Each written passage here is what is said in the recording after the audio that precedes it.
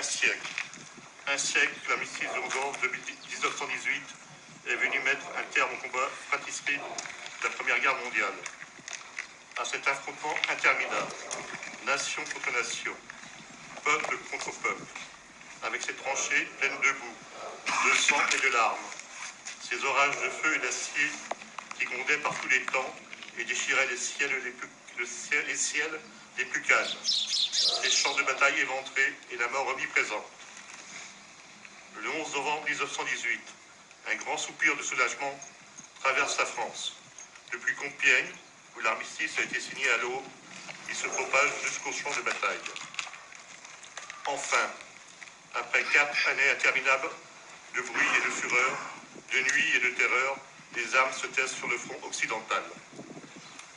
Enfin, le vacarme funeste des canons laisse place à la clameur allègre qui s'élève de volées de cloches en sonneries de clairons, d'esplanades de grandes villes, en places de villages.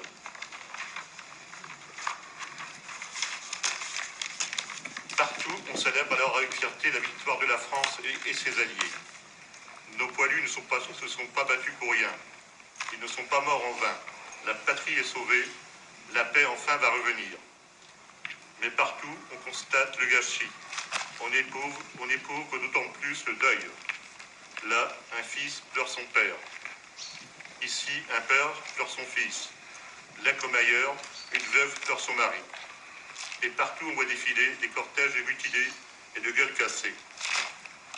Françaises, Français, dans chacune de nos villes et dans chacun de nos villages, Français, Françaises, de toute génération et de tout horizon, nous voilà rassemblés en ce 11 novembre pour commémorer la victoire, mais aussi pour célébrer la paix.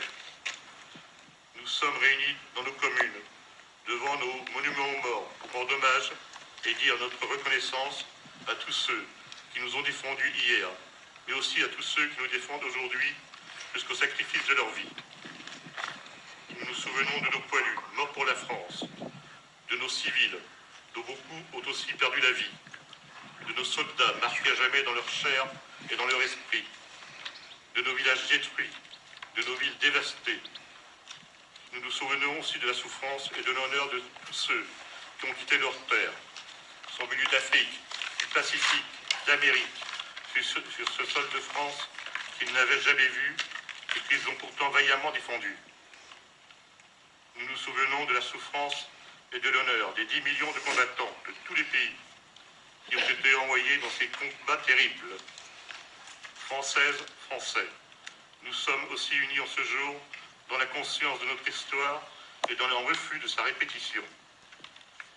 Car le siècle qui nous sépare des terribles sacrifices des femmes et des hommes de 14-18 nous ont appris la grande précarité de la paix. Nous savons avec quelle force les nationalistes, les totalitarismes peuvent emporter les démocraties et mettre en péril même l'idée de civilisation. Nous savons avec quelle célérité l'ordre multilatéral peut soudain s'écrouler. Nous savons que l'Europe unie, forgée autour de la réconciliation de la France et de l'Allemagne, est bien plus fragile que jamais. Vigilance. Tel est le sentiment que doit nous inspirer le souvenir de l'effroyable hécatombe de la Grande Guerre. Ainsi, serons-nous dignes de la mémoire de celles et de ceux qui, il y a un siècle, sont tombés.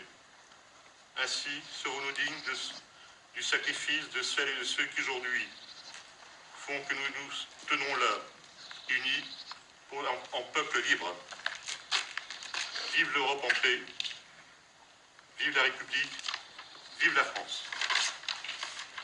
Suzanne, maintenant, tu vas nous lire les morts pour la France de notre village.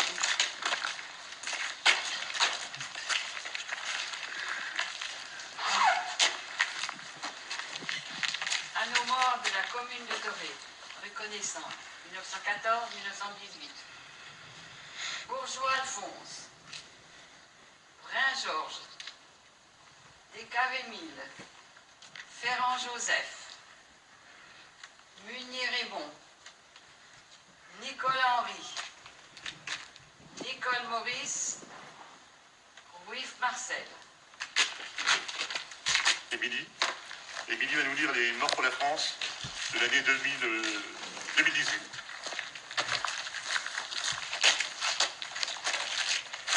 Adjudant Émilien Mougin, 1er régiment de Safi, mort pour la France au Mali le 21 février 2018. Maréchal des logis Timothée d'Hermoncourt, 1er régiment de Safi, mort pour la France au Mali 21 février 2018.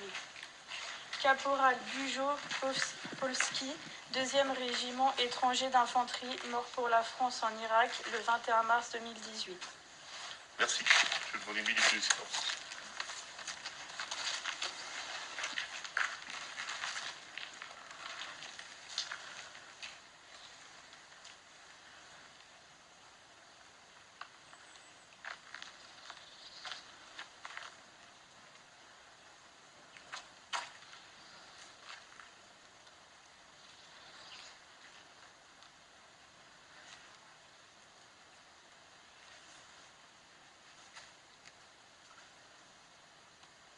Merci. Émilie ?